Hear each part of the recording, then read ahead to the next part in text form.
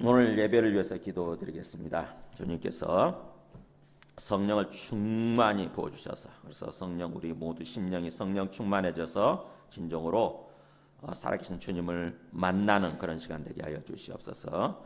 주님의 말씀으로 말미암아, 주님의 음성으로 말미암아 우리의 심령들이 온전히 치유되고 회복되며 주님의 은혜로 또 주님의 그 권능으로 충만하게 되게 하여 주시옵소서. 특별히 온전히 부활의 증거로 주님을 주님으로 믿고 진정으로 나의 모든 주권을 내려놓고 주님 앞에 서서 성령 충만함을 간구할 때에, 그래서 성령 충만함을 간구하면서 주님의 음성에 귀를 기울일 때에 주님께서 그야말로 성령을 충만히 부으셔서 진정으로 우리를 만나주시고 우리를 치료해 주시고 회복시켜 주시고 그렇게 주님의 은혜로 주님의 능력으로 충만하게 되는 시간 되게 하여 주옵소서. 너희는 여호와를 만날 만한 때 찾으라, 가까이 계실 때에 그를 부르라. 하나님은 영이시니 예배하는 자가 영과 진리로 예배할지니라. 이 시간 오늘 예배를 위해서 함께 기도하시겠습니다. 하나님 아버지 감사합니다. 주님께서 이 시간 저희가 또 거룩한 주님을 봐주시고 주님 앞으로 저희를 불러주시니 감사합니다. 이 시간 주님께서 성령으로 충만을 부어주셔서, 그래서 성령으로 충만히 임하셔서 진짜 우리 모든 각 사람 가운데 성령으로 충만해서 진짜 살아계신 주님 앞에 서게 되게 하여 주시옵소서. 살아계신 주님을 바라보고 주님 앞에 서서 오늘 주님의 음성을 기리울 때 주님께서 성령을 주시니까 주님을 부어주시고, 그래서 우리가 살아계신 주님을 만나고 우리의 심령들이 온전히 치료되어지며 우리 몸이 강건해지며 우리의 삶이 주님을 충만하게 하여 주시옵소서. 이러한 주가 또한 삶의 속에 지금보다 주님의 것을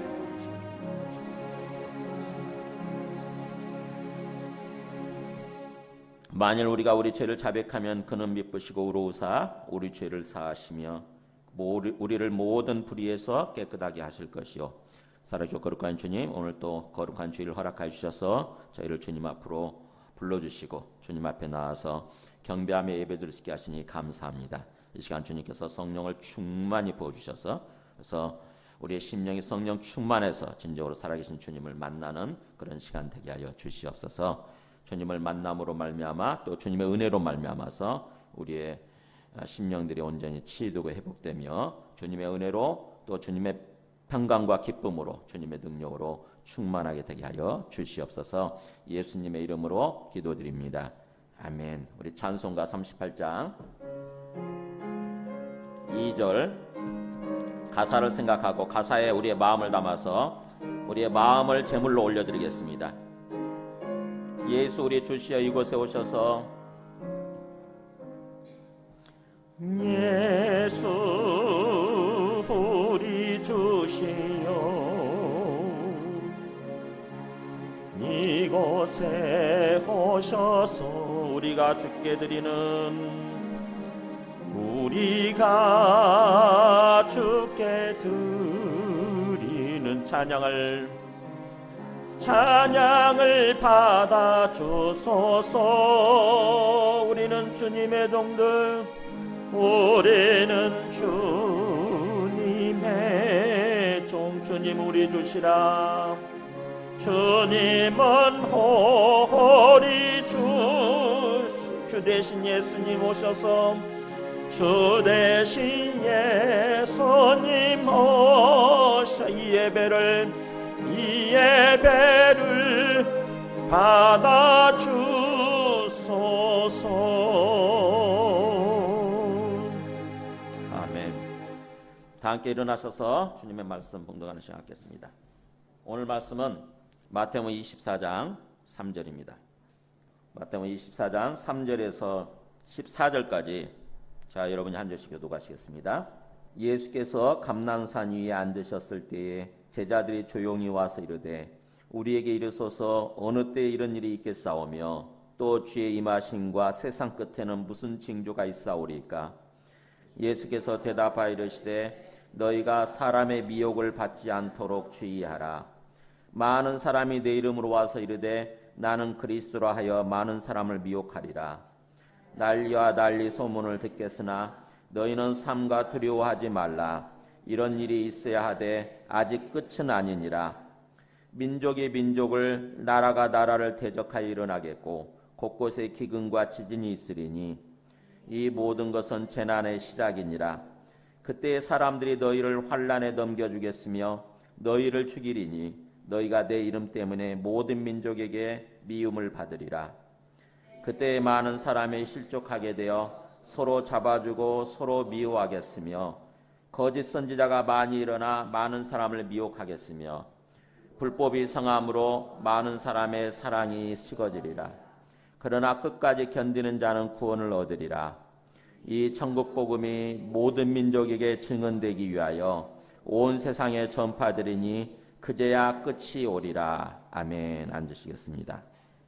지난주에 마지막 우리 천국 비유하면서 하나님 나라라고 하는 그런 거다 그런 거죠. 그래서 물고기가 배에 그물에 가득 차게 되면은 그 그물을 꺼내 가지고 밖으로 끌어내서 그다음에 물고기를 구분한다고 그랬잖아요. 그죠? 물고기 좋은 물고기는 그릇에 담고 그다음에 나쁜 물고기, 썩은 물고기라고 그랬죠. 그게 일종의 썩은 영혼인 거예요. 부패하고 썩은 영혼, 주님을 온전히 믿지 않은, 그래서 주님의 뜻대로 되어 있지 않은, 주님의 의대로 되어 있지 않은 거죠. 그게 썩은 그런 뜻이에요. 우리 썩은.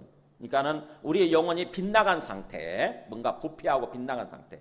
그 영혼들은 그런 거기에 해당되는 물고기죠. 그런 물고기들은 버린다고 그랬죠. 즉 영원한 어떤 불모 속으로 들어가야 된다고는.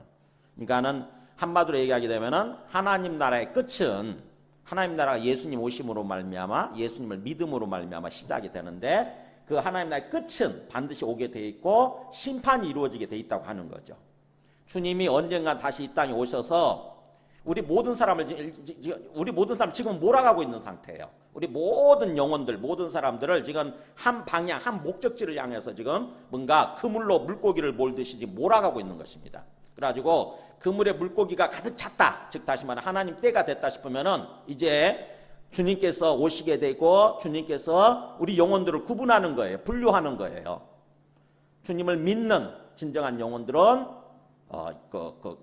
영원한 천국으로 이렇게 들여보내시고 그 다음에 주님을 믿지 않는 영혼들, 소위 부패하고 썩은 영혼들은 영원한 불못에 넣게 된다고 하는 거죠. 그래서 그 마지막 비유의 연장선상에서 오늘 이렇게 앞으로 몇 주가 될지 모르겠는데 한 3주, 4주 될 것 같은 4주 정도, 4주, 5주 될 것 같은데 마태복음 24장, 25장을 가지고 우리가 마지막 때를 준비하는 신앙, 즉 종말론 신앙에 대해서 이렇게 말씀을 듣고 예배를 드리려고 합니다. 그러니까는 마지막 때가 반드시 그렇게 있다고 한다면은 주님께서 다시 오시게 되고 마지막 때가 있다고 한다면은 그게 어떤 식으로 진행이 되고 전개가 되고 어떤 식으로 펼쳐질 것인지 우리가 제대로 알아야 되고요. 그리고 그것을 준비하는, 깨어 준비하는 우리 삶이죠. 깨어 준비하는 신앙, 소위 종말론 신앙입니다. 그게 건강한 종말론 신앙인 거죠. 바른 종말론 신앙이에요. 그래서 그것이 어떤 것인지를 말씀을 통해서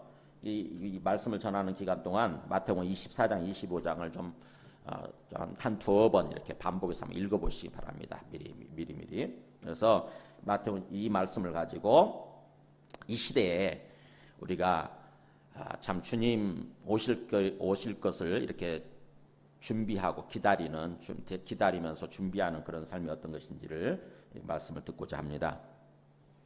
이 잘못 알게 되면은 지금 저기에 저렇게 빠진 사람들처럼 우리가 어느 순간에 잘못된 신앙에 빠지게 되는 거예요. 혹시 저런 얘기 많이 들어보신 적 있으세요? 뭔가 전쟁이 곧 일어날 거라는 둥, 그래서 우리가 피난 가야 된다는 둥, 또는 뭐 저기도 나왔잖아요. 무슨 베리침 얘기 이런 거 들어보셨어요? 또는 뭐 휴거라는 얘기 들어보셨어요? 휴거? 네, 전부 다 그런 얘기하는 사람들은 전부 다 잘못된 복음을 얘기하는 사람들이에요. 전부 다. 그러니까 무슨 전쟁이 일어나니까 우리가 어딘가로 도망가야 된다, 피해야 된다. 그래서 거기서 모여 있어야 된다 이렇게 얘기하는 사람들이나 또는 무슨 베리침 얘기를 하는 사람이거나 또는 그래서 우리가 베리침에 우리 몸에 심겨지게 될 거고 우리가 그것을 받으면 다 구원받지 못한다 이런 얘기를 하는 사람들이 있거나 그런 얘기 그러면 또는 무슨 곧 휴거돼야 된다 우리가 이런 얘기하는 사람들 이런 말을 하는 사람들 전부 다 공통적으로 잘못된 신앙이에요. 잘못된 복음이에요. 전혀 성경과는 상관이 없는 자기들이 만들어낸 이야기. 그래서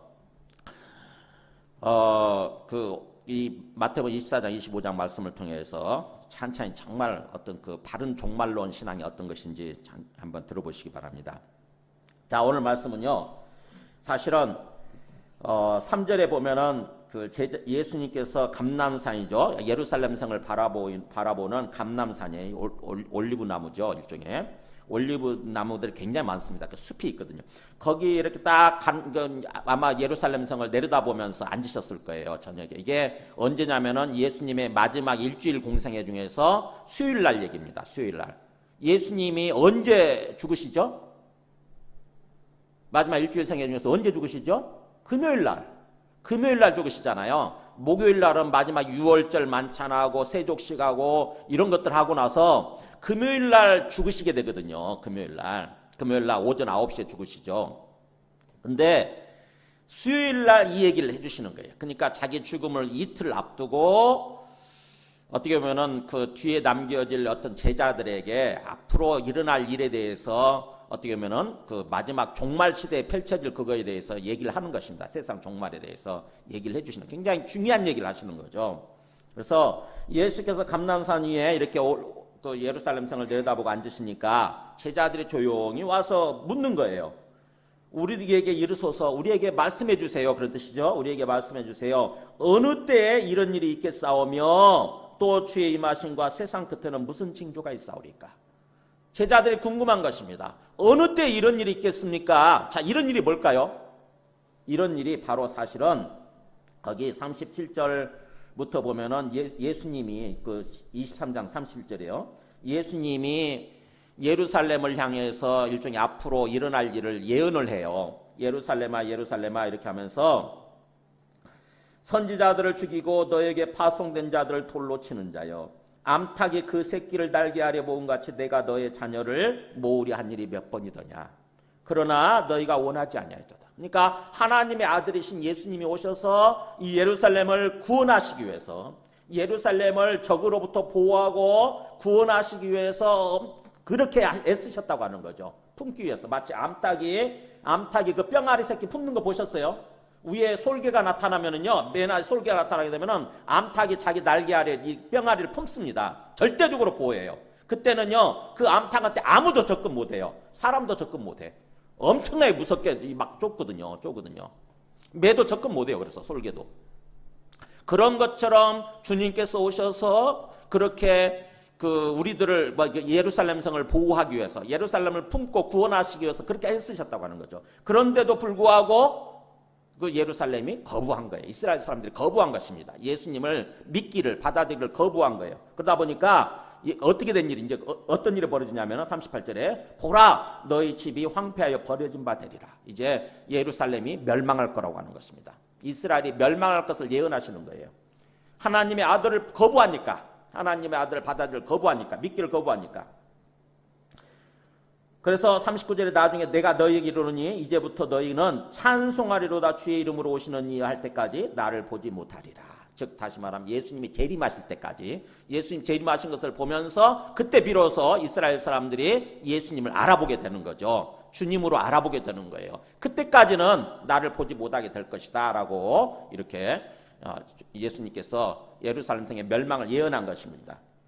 그렇게 예언했음에도 불구하고 24장 1절에 보게 되면은 이제 그렇게 말씀하시고 나서 예루살렘 그 성전에서 나와서 가시는 거예요. 올리브산을 향해서 감람산을 향해서 가시는데 제자들이 뭘 자랑하냐면 성전 건물들을 가리켜 보이고 나오니. 자, 제자들한테 들어오는 것은 예수님의 어떤 예루살렘의 멸망이나 예수님의 죽음이나 이런 게 들어오는 게 아니고 뭐만 들어오냐면은 화려한 예루살렘 성전 건물만 들어오는 거예요. 사람들이 이게 굉장히 세속적인 속성이죠. 그죠? 세속적인 속성이에요. 보면은 세상에 보이는 것만 보이는 거거든요. 자기 마음속에 생각하는 것만 보이는 거죠. 사실은. 그러니까 예수님이 그렇게 해요. 대답하여 이르시되 너희가 이 모든 것을 보지 못하느냐. 그러면서 내가 진실로 너희에게 이르노니 돌 하나도 도리에 남지 않고 다 무너뜨려지리라. 이렇게 말씀하신 거예요. 즉, 이 예루살렘 제자들이 지금 굉장히 중요시 여기는 예루살렘 성전에 대해서 막 그것을 화려하게 자랑을 하니까 이게 언젠가 완전히 무너뜨려지게 될 거라 그런 날이 올 거라고 하는 것입니다. 자, 예루살렘 성이요. 예루살렘 성이 어떻게 생겼는지 한번 보여드릴게요. 예루살렘 성전이에요. 그 안에 이렇게 예배드리는 제사 드리는 이곳이 있고 아주 화려한 돌, 정말 잘 만들어진 건물이에요. 같은 본문인 누가복음 21장이나 21장 5절에 보면 또는 마가복음 13장 1절에 보게 되면은 그 제자들이 이 장면에서 어떻게 얘기를 하냐면 이렇게 얘기해 보세요. 어떤 사람들이 성전을 가리켜 그 아름다운 돌이 나오잖아요. 아름다운 돌과 헌물로 꾸민 것을 말하며 이렇게. 아까 보이죠? 아름다운 돌이에요. 예수께서 성전에서 나가실 때 제자 중 하나가 이르되 선생님이여 보소서 이 돌들이 어떠하며 이 건물들이 어떠하나이까. 지금 제자들한테는 오직 이 성전의 아름다운 것만 보이는 것입니다. 건물들이 어떻습니까? 이렇게 자랑하는 거죠. 선생님 어떠세요? 예수님 입장에서는 기가 막힌 거예요. 지금 이틀 죽으실 예수님 앞에서 선생님 이 돌들이 어떻습니까? 이 건물들이 어떻습니까? 멋지지요? 정말 아름답죠? 대단하죠? 막 이렇게 자랑하는 거예요. 예수께서 그러시죠? 너가 이 큰 건물들을 보느냐? 크다고 정말 그 대단한 것으로 생각하느냐? 돌 하나도 돌 위에 남지 않고 다 무너뜨려지리라. 이렇게 얘기하시는 것입니다. 이 보세요. 이렇게 아름다운 건물이거든요. 그야말로 제자들한테 얼마나 눈에 들어왔겠어요. 그죠? 이 건물이 돌로 진 이 아름다운 건물이 이제 어떻게 되냐면 예수님의 말씀대로 한 37년 후에 로마의 티투스 장군에 의해서 이스라엘 사람들이 완전히 멸망해요. 완전히 불타고 지금도 로마에 가면 티투스 장군 기념문이 있는데 기념문에 새겨져 있는 게 이거예요. 성전에 있는 이것들 다 끌어내서 가지고 가는 장면이죠. 이게 이런 장면이 지금 부조로 이렇게 새겨져 있는 상태예요. 이게 통곡이백이라고 그래요. 예루살렘 성전 중에서 다 멸망하고 한쪽 벽만 이렇게 남은 상태입니다. 사람들이 이곳에서 항상 대고 이렇게 손을 얹고 우리가 왜 이렇게 멸망해야만 했는가를 생각하면서 계속 기도하는 것입니다. 언젠가 이런 일이 일어날 거라고 얘기를 하니까 제자들이 와서 묻는 거죠. 언제 이런 일이 있겠사오며. 그 다음에 또 뭐예요? 주님께서 그렇게 임하신다고 한다면 다시 오신다고 그러고 그리고 또 세상이 끝이 온다고 한다면 그때는 무슨 징조가 있겠습니까? 이렇게 두 가지 질문을 하는 거예요. 두 가지 질문. 하나는 예루살렘 성이 이렇게 예루살렘 성과 예루살렘 성전이 즉 이스라엘이 완전히 멸망하는 때가 언제 있겠으며 그 다음에 또 하나 주님께서 다시 이 땅에 오시게 되고 세상 끝이 있다고 한다면은 그때는 어떤 징조들이 있겠습니까? 이 두 가지 질문을 하는 것입니다. 자, 이 두 가지가 그래서 성경은 예수님은 세상 종말을 얘기하면서 뭐를 함께 얘기하냐면 예루살렘의 멸망을 함께 얘기하는 거예요.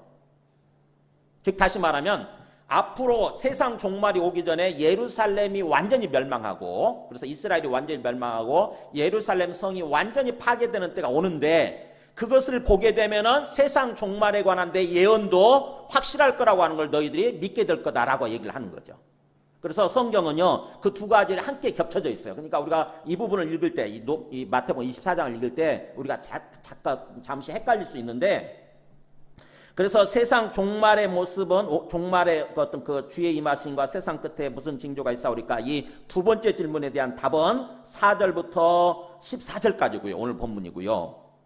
그 다음에 예루살렘이 완전히 멸망하는 장면은 그때는 어떤 일이 벌어질 것인지 얘기하고 있는 것이 그 15절부터 28절까지예요. 15절부터 28절까지. 그러면서 다시 세상 종말로 돌아가서 29절부터 이렇게 펼쳐지는 것입니다. 그러니까 이 두 가지가 겹쳐져 있어요. 종말에 두 가지 종말이 겹쳐져 있는 것입니다. 예루살렘이 멸망하는 어떤 그런 예언과 그 다음에 세상 종말이 오는 예언이 이게 두 가지가 겹쳐져 있어요. 그래서 우리가 이 마태복음 24장 읽으실 때 그거를 잘 읽으셔야 그 오해를 하지 않습니다. 그러니까 예루살렘 성의 멸망, 즉 이스라엘의 멸망을 얘기하신 이유는 그것이 확실히 실제적으로 일어난 것을 보게 되면은 그것을 통해서 세상 종말도 확실하겠구나, 세상 끝이 확실히 오겠구나라고 하는 것을 사람들이 알도록 주님께서 그렇게 미리 말씀하신 거예요. 그래서 실제로 그 예언이 15절부터 이렇게 쭉 일어나는데 그 예언대로 AD 70년에 아까 보신 것처럼 완전히 멸망하는 일이 일어난 것입니다. 실제로 예루살렘 성이 저렇게 완전히 파괴되고 완전히 멸망하게 되는 일이 일어난 거예요. 그러면은 이제 그것을 통해서 우리는 세상 종말도 있겠구나라고 하는 것을 우리가 이제 예측할 수 있는 거죠. 예측. 그래서 오늘 말씀을 보게 되면 다시 이제 이 세상 종말에 관한 어떤 세상 종말이 일어날 때 세상 끝이 오게 될 때 어떤 징조가 있을 것인가 하는 것입니다. 그게 4절부터 보세요. 4절부터 8절까지면은 먼저 어떤 일이 일어날 거냐 하면은 4절에 그러죠. 예수께서 대답하여 이르시되 너희가 사람의 미혹을 받지 않도록 주의하라. 그러면서 많은 사람이 내 이름 모아서 이르되 나는 그리스도라 하여 많은 사람을 미혹하리라. 자, 거짓 그리스도들이 많이 나타날 거라고 하는 거죠. 주님 오실 때가 되면은 거짓 그리스도, 스스로 자칭 그리스도예요. 자칭 그리스도 하는 게, 자칭 그리스도를 하는 존재들이 한두 사람이 아니고 많이 나타나서 많은 사람이 그 미혹에 빠질 거라고 하는 것입니다. 그러니까 지금 우리 지금 역사를 보게 되면 진짜 거짓 그리스도들이 얼마나 많이 나타났어요. 그죠? 지금도 우리나라에 거짓 자칭 그리스도가 많아요. 저 신천지 이만희, 죽은 안상홍, 저 죽은 문선명, 살아있는 또 누구죠? 정명석. 네. 수많은 사람 많이 다 자칭 그리스도야. 자칭 그리스도 자기가. 일본에서 얼마 전에 사형당한 옴진리교의 그 교주. 자칭 그리스도들이다. 네, 그런 사람들이 뭐 계속 나타날 거라고 하는. 그 다음에 또 하나 6절에 보면은 난리와 난리 소문을 듣겠으나, 그런 나오죠. 그러니까 뭐예요? 난리라고 하는 게 소요 사태지 않습니까? 소요 사태. 그러니까 막 어떤 그 많은 사람들이 막 데모가 일어나고 폭동이 일어나고 하는 어떤 난리죠. 그 다음에 또 7절에 보면은 민족이 민족을, 나라가 나라를 대적하여 일어나겠고, 전쟁이죠. 민족이 민족을 향해서 전쟁하고 나라가 나라를 향해서 전쟁하고 이런 것들. 그러나 너희는 6절에 그랬죠. 너희는 삼가 두려워하지 말라. 이런 일이 있어야 돼. 아직 끝은 아니니라. 끝은 아니니라. 그러니까 계속 이런 어떤 전쟁들이 있을 거고, 그 다음에 또 7절 곳곳에 기근과 지진이 있으리니, 뭐예요? 기근이 많아질 거고 지진이 많이 일어날 것이다. 그러나 이 모든 것은 재난의 시작일 뿐이니라. 그러니까 이런 게 어떤 전쟁, 기근, 그 다음에 지진, 거짓 그리스도 이런 것들이 막 엄청나게 일어날 텐데 그게 재난의 시작일 뿐이지 아직 곧바로 그것 때문에 곧바로 그것이 있고 나서 곧바로 주님이 오시는 건 아니라고 하는 것입니다. 세상 끝은 곧바로 펼쳐지는 게 아니래요. 이거는 그냥 시작일 뿐이라고 하는 거죠. 시작, 재난의 시작. 누가복음 21장에 보면은 이 같은 본문에 곳곳에 큰 지진이 일어나고 기근이 일어나고 전염병이 있겠고 또 무서운 일과 하늘로부터 큰 징조들이 있으리라. 이게 시작이에요. 시작점에 이런 게 있다고 하는 거예요. 그러니까는 대개 보면은 이렇게 항상 묶어 다니잖아요. 그죠? 뭐죠? 전쟁 일어나면은 그 다음에 전염병 터지고 그 다음에 기근 현상 생기고 흉년 들고 막 이러잖아요. 이거 함께 항상 같이 세트로 일어나는 거 아닙니까? 그런 일들이 일어나게 되는데 그거는 시작일 뿐이라고 하는 거죠. 자, 그 다음에 이제 본격적인 재난은 9절부터예요. 그때 사람들이 너희를 환란에 넘겨주겠으면 이제 대환란이 일어나는 것입니다. 마지막 진짜 주님 오시기 바로 직전에 엄청난 환란이 일어나서 너희를 죽이리니, 사람을 우리 예수 믿는 사람들 죽이는 거예요. 그 다음에 너희가 내 이름 때문에 모든 민족에게 미움을 받으리라. 우리 예수 믿는 신앙 때문에 사람들이 싫어해요. 세상 사람들이 갈수록 우리 예수 믿는 신앙을 싫어하잖아요. 갈수록. 그 다음에 10절에 그때 많은 사람이 실족하게 되어 서로 잡아주고 서로 미워하겠으며. 그러니까 예수 믿는 사람들도 실족한다고 하는 것입니다. 예수 믿는 우리 그리스도인들도 실족해요. 워낙 심하니까, 워낙 힘드니까, 사는 환경이 우리가 뭔가 믿음을 지키고 살아가는 환경이 너무 힘드니까 우리 믿음을 잃어버리는 거예요. 믿음을 놓아버리는 거예요. 그래서 서로 예수 믿는 사람들끼리인데도 서로 잡아주고 서로 신고하고 서로 미워하고. 그 다음에 11절에 거짓 선지자가 많이 일어나서 많은 사람을 미워하겠으며. 거짓 선지자 뭐죠? 잘못된 말씀을 전하는 사람들이잖아요. 아까 그 신옥주 목사처럼 저기가 은혜롭교회예요. 은혜롭교회. 아까 그 피지섬으로 간 교회가 신옥주. 그런 사람들처럼 거짓 선지자, 소위 말씀을 잘못 전해주는, 복음을 잘못 전해주는 거짓 선지자, 거짓 목사, 거짓 목자, 거짓 교사, 이런 사람들이 많이 일어날 거라고 했어요. 많이 일어나서 많은 사람을 미혹하게 될 거다. 그리고 12절에 불법이 성함으로, 하나님의 법이 아닌, 하나님 나라의 법대로가 아닌, 하나님 나라의 뜻대로가 아닌 불법, 마귀의 법이죠. 불법이 성함, 무성해짐으로 그런 뜻이에요. 불법이 성함으로 많은 사람의 사랑이 식어지리라.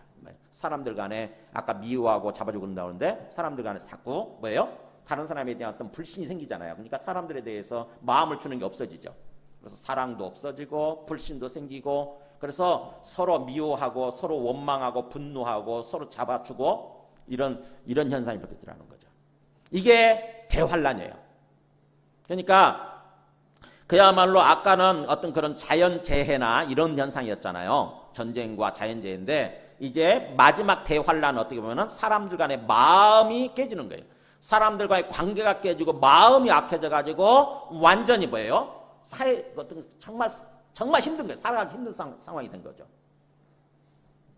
우리 지금 뭐 사회가 진행되는 거 보세요. 어떻게 진행이 되나. 보면은 이제는 부모가 자식을 죽이는 모습이 나오잖아요. 이 말씀이 사실은 또 나오죠. 마가복음 13장 12절에도 자, 이 병영본문에 마가복음 13장 12절에 이렇게 나와요. 형제가 형제를 죽는데 내주고 아버지가 자식을 죽는데 내주고 또 자식들이 부모를 대적하여 죽게 하리라. 같은 해당되는 본문에 마가복음에 이렇게 돼 있는 거죠. 이런 현상들이 이미 지금 일어나고 있어요. 부모가 자식을 죽이고 자식이 부모를 죽이는 현상들이 지금 나타나고 있잖아요. 사실은 갈수록 심해질 거라고 하는 거죠. 갈수록. 자, 이게 마지막 때 대환란 이런 것들이 일어나고 그 다음에 이제 예수님이 이 땅에 오시게 되는 거죠. 그러니까 예수님이 보실 때 이 세상을 창조하신 예수님이 보실 때 세상을 바라볼 때 세상에 소망이 없는 거예요. 자정 능력이 없는 것입니다. 사람들의 자정 능력이 복원 능력이 깨져버린 거예요. 완전히. 스스로 뭔가를 깨끗하게 하고 스스로 뭔가 세상을 회복시키고 하는 그런 능력이 완전 깨진 걸 보면서 이제 누가 나서야 되냐면은 이 세상을 만드신 그분이 다시 나설 수밖에 없는 거죠. 그죠? 그분이 다시 나서셔서 세상의 모든 죄를 다 없애고 세상을 회복시켜야 되는 거예요. 그게 심판이에요. 주님께서 오셔서 마지막에 모든 죄악된 것, 모든 잘못된 것을 다 없애고 세상을 처음 창조하실 때처럼 다시 회복시키시는 거, 이게 주님의 재림이고 이게 심판이에요. 이게 심판. 그래서 주님이 보실 때 세상을 지금 바라보고 계시는 것입니다. 그래서 세상에 죄악이 가득하게 되면 항상 주님께서는 그렇게 심판하시게 돼 있어요. 옛날에 홍수 심판하실 때도 마찬가지였어요. 홍수 심판하실 때도 세상에 죄가 가득한 것을 보고 심판하신 것입니다. 도저히 가망성이 없는 거야. 도저히 가능성, 뭔가 소망이 없는 거예요. 세상에 온갖 죄악 가운데 사람들이 그냥 죄악으로 똘똘 뭉쳐가지고 완전히 세상에 죄가 가득하니까 드디어 주님께서, 하나님께서 나서셔서 그 죄를 없앤 거, 그게 홍수 심판이에요. 마찬가지로 지금 이 시대도 주님께서 바라보고 계시는 가운데 도저히 스스로 자정 능력이 없고 스스로 회복 능력, 복원 능력이 없게 되면 그때 창조주께서 나서시는 것입니다. 주님께서 이 땅에 오셔서 모든 죄를 다 깨끗하게 하시고 모든 죄악된 것, 더러워진 것들을 다 깨끗하게 하시고 다시 주님께서 세상을 창조하실 때처럼 완전한 모습으로 이제 회복시키시는 거예요. 그게 주님의 재림이고 주님의 심판인 것입니다. 그런 때가 펼쳐질 거라고 하는 거죠. 그런 가운데 그런 환란이 있을 때 13절 14절 그렇게 합니다. 그러나 끝까지 견디는 자는 구원을 얻으리라. 자, 그런 엄청난 정말 힘든, 우리의 믿음 지키기도 힘들고 살기도 힘든 그런 상황이 펼쳐질 때 어떻게 해요? 끝까지 견디는 자. 어떻게 끝까지 견딜 수 있겠습니까? 믿음입니다. 믿음. 믿음을 가지고, 진정한 믿음을 가지고 끝까지 버티는 자죠. 어떻게 보면 끝까지 어떤 유혹에 굴복하지 않고 환경에 굴복하지 않고 끝까지 견디는 자, 인내하는 자죠. 견디는 자, 버티는 자는 구원을 받으리라. 그러니까 진정한 믿음이 필요한 거죠. 이 시대에, 이 시대에 정말 진정한 믿음이 필요한 것입니다. 진정한 믿음이 없으면 다 실족하게 돼 있어요, 우리가. 그래서 14절 그랬죠. 이 천국 복음이 모든 민족에 증언되기 위하여 온 세상에 전파되리니 그제야 끝이 오리라. 자, 우리가 그 진정한 믿음을 가지고 어떤 삶을 살아야 되냐? 네, 끝까지 복음을 전하는 삶을 사는 거예요. 우리를 통해서 주님을 증거하는 삶을 사는 것입니다. 그러니까 우리의 삶의 방향과 초점, 목표가 뭐냐면은 주님을 증거하는 것, 복음을 증거하는 것이 돼야 돼요. 우리에게 진정한 믿음이 있다고 한다면 당연히 그런 삶을 사는 것입니다. 우리에게 주어진 사람들, 우리에게 주어진 환경, 이것을 믿음이 있으면 주님의 관점에서 바라보게 돼 있어요. 주님의 관점에서 바라보게 되면 내가 뭘 해야 될지를 알게 됩니다. 그게 끝까지 버티는 거예요. 믿음을 가지고 끝까지 견디는 거예요.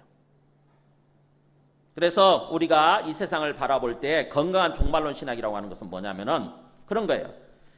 그야말로 분명히 종말은 오죠. 그죠? 분명히 세상 종말은 오는데 아까 잘못된 복음을 듣고 잘못된 신앙을 가진 사람들처럼 뭔가 뭐 어떤 그 시간이 정해져 있는 것처럼 그런 식으로 가지면 안 되는 거죠. 시한부 종말론자들처럼 그런 식으로 가지면 안 돼요. 분명히 예수님께서 그렇게 말씀하세요. 36절에 거기에 있지 않았지만 24장 36절 보면은 분명히 종말은 온다 그러면서도 그날 그러나 어떻게 되어 있습니까? 그날과 그때는 아무도 모르나니 하늘의 천사들도 아들도 모르고 오직 아버지만 아시느니라. 근데 시간은 정해져 있지 않아요. 지금 하나님 아버지만 아세요. 하나님 아버지만. 아무도 몰라요. 그렇기 때문에 마치 시간이 정해져 있는 것처럼 1992년에 멸망하고 1999년에 멸망하고 이런 식으로 주장하는 사람들이 있었잖아요. 옛날에 다미성교회 사람들도 있었고 그 다음에 또 저쪽 안상호 하나님의 교회도 그런 식으로 주장을 했고 전부 다 이단들이에요. 전부 다 잘못된 말씀들이에요. 잘못된. 그러니까 종말은 오지만 마치 시간이 정해져 있는 것처럼 시한부 종말론을 주장하는 사람들은 무조건 잘못된 것입니다. 그래서 거기에 속으면 안 되는 거죠. 그래서 주님의 관점에서 세상을 예의주시하는 거예요. 주님의 관점에서 세상을 바라보는 것입니다. 세상이 지금 어떤 식으로 흘러가고 있나, 어떤 식으로 무슨 일이 일어나고 있나 지금 역사적인 시간표 분명히 끝을 향해서 가고 있는데 우리 시간표가 지금 몇 시쯤 와 있을까? 지금 우리가 서 있는 지금 현재는 도대체 전체 역사의 어떤 그 시간표 중에서 몇 시쯤에 지금 해당이 될까? 몇 시쯤에 와 있을까? 이거를 보는 것입니다. 특히 앞에서 말한 어떤 그런 어떤 징조들 있죠. 말세의 징조들이 펼쳐질 때에 예의주시하는 거예요. 진짜 우리가 믿음이 있으면 이런 것들이 펼쳐질 때 예의주시하는 것입니다. 그래서 디모데후서 3장 한번 보여줘 보세요. 디모데후서 3장에 말세에 고통하는 때가 올 거라고 그랬죠. 이렇게 보면은 고통하는 때란 말이 원래 날뛰는 때 이런 뜻이에요. 사람들이 자기 육신의 욕망과 어떤 죄악을 따라서 하늘 무서운 줄 모르고 막 날뛰는 것입니다. 그게 고통하는 때란 뜻이에요.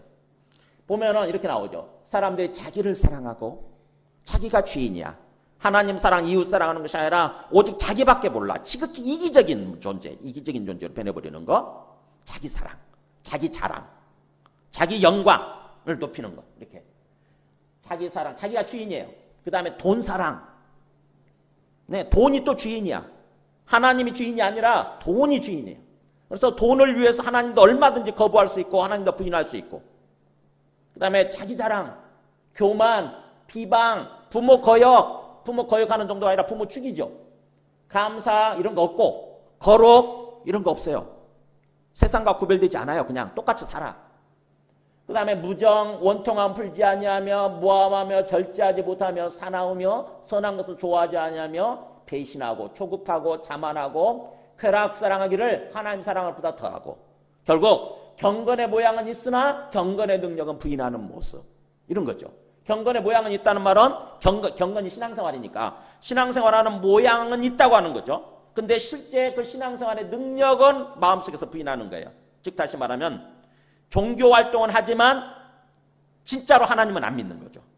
진짜로 하나님이 살아계시고 예수님이 이 땅에 오신 하나님의 아들로서 나의 주님이시다. 항상 내 앞에 나와 함께 계신다. 이런 어떤 진정한 신앙의 능력은 부인하는 거예요. 진정으로는 믿지 않는 거예요. 이게 마지막 때의 사람들이 날뛰는 모습이라고 하는 거죠. 이거를 보면서 예의주시하는 거예요. 세상이 지금 어떻게 흘러가고 있나. 자연재해는 어떻게 일어나고 있고 얼마나 지진이 일어나고 있고 얼마나 기근 현상이 일어나고 있고 그것도 보고 그 다음에 사람들이 얼마나 마음이 약해지고 얼마나 자기중심적으로 얼마나 또 어떤 세상적으로 세속적으로 이렇게 살아가고 있는가 예의주시하는 거예요. 그러면서 지금 시간표가 어느 때 와 있나 영적으로 깨어있는 모습으로 보는 것입니다. 영적으로 깨어있어야 돼요. 그게 건강한 종말론 신앙이에요.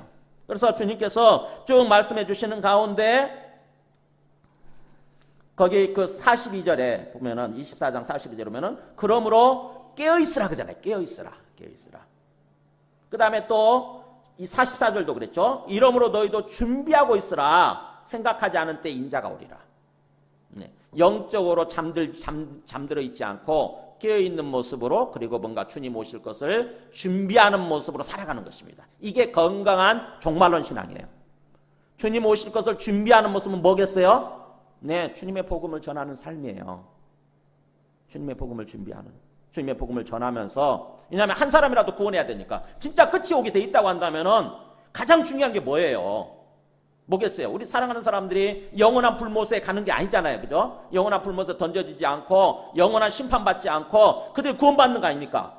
진짜 그게 일어나게 돼 있다고 한다면은 세상에서 가장 중요한 게 뭐겠어요? 가장 우선순위가. 돈 버는 것도 중요하고 좋은 대학 들어가는 것도 중요하지만 진짜 중요한 것은 뭐예요? 그 영혼이 구원받는 거예요. 그래서 우리에게 진짜 믿음이 있다고 한다면, 그래서 진짜 주님을 믿고 주님의 관점에서 세상을 바라보고 그럴 수 있다고 한다면은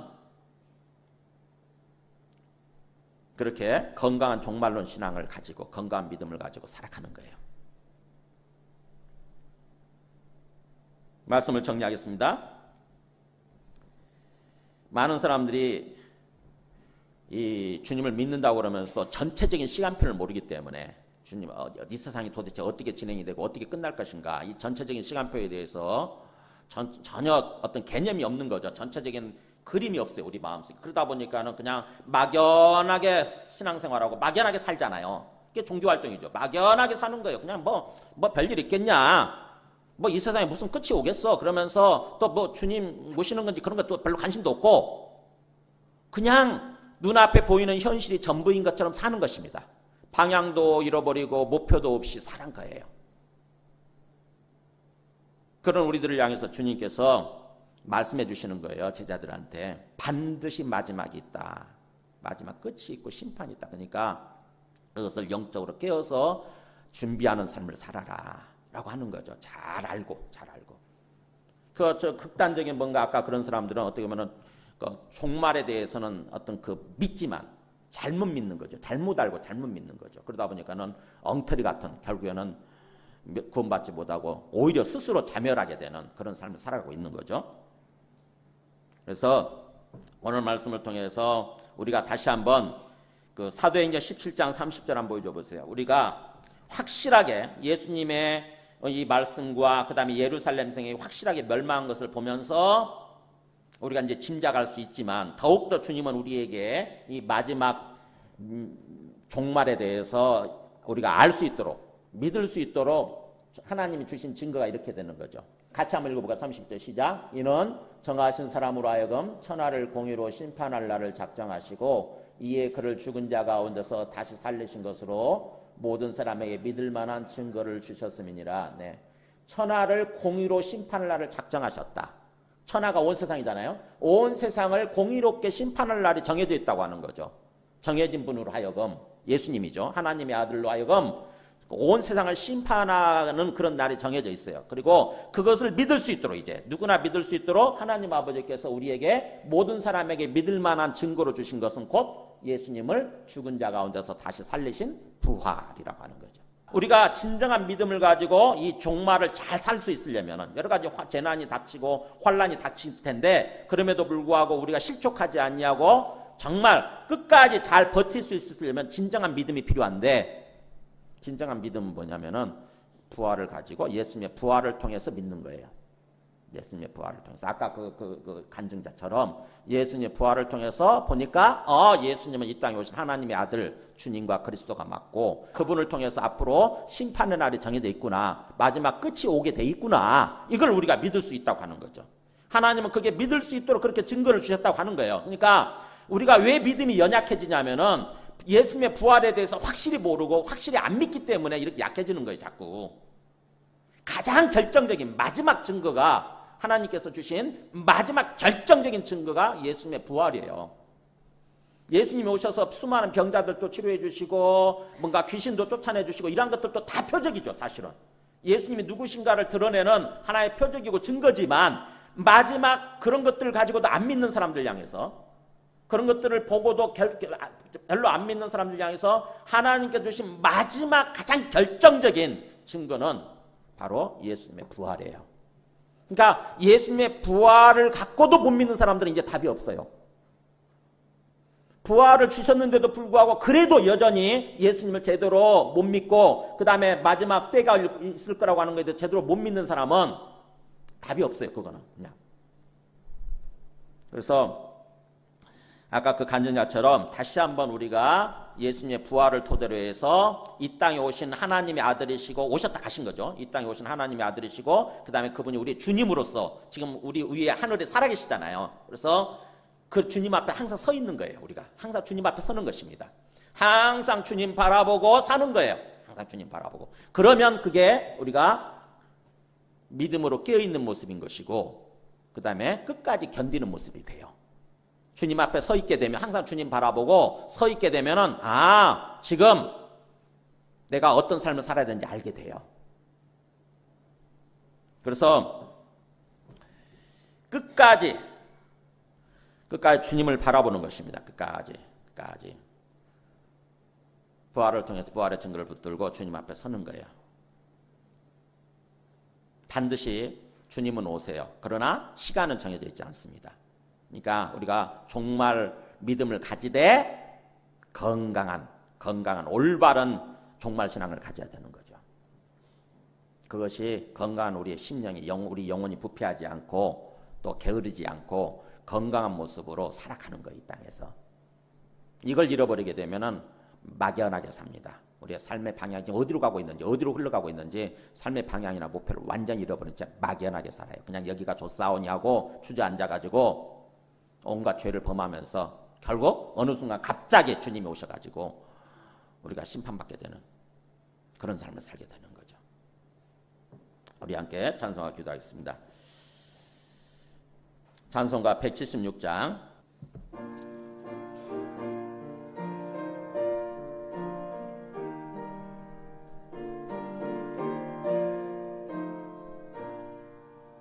주 어느 때 다시 오실는지 아는 이가 없으니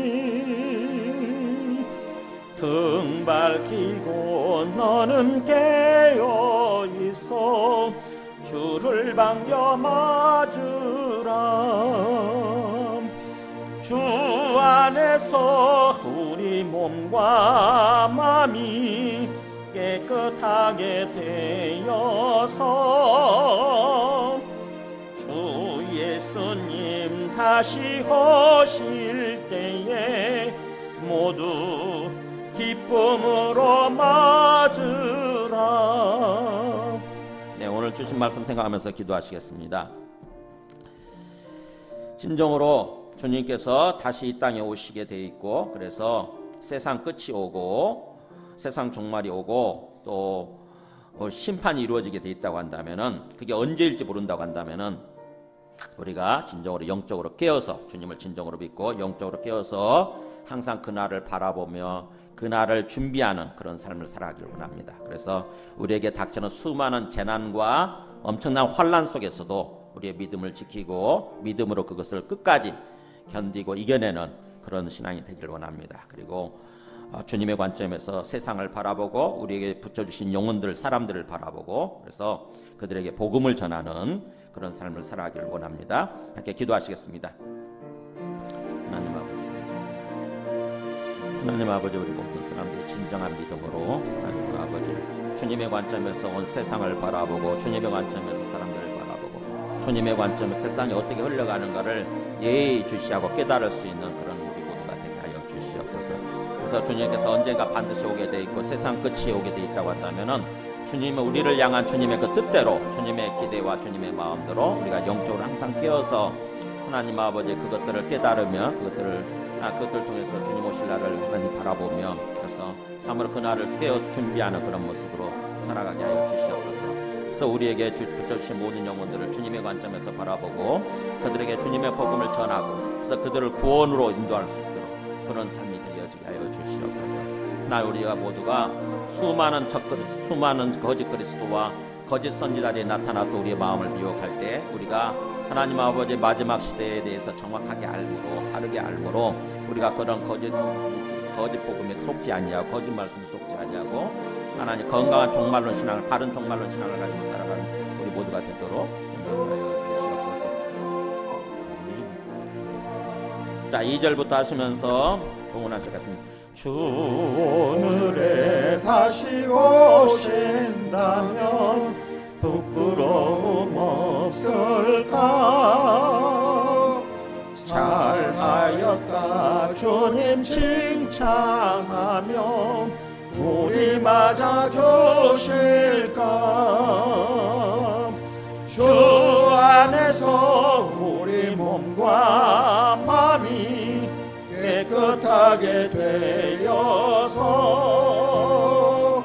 주 예수님 다시 오실 때에 모두 기쁨으로 맞으라.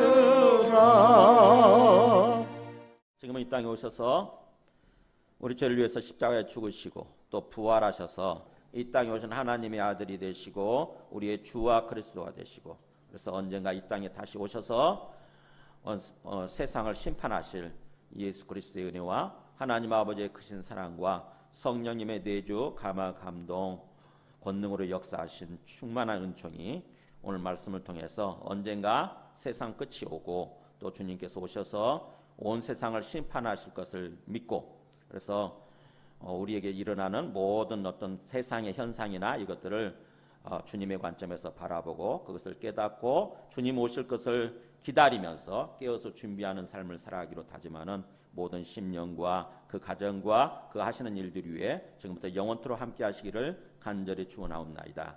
아멘.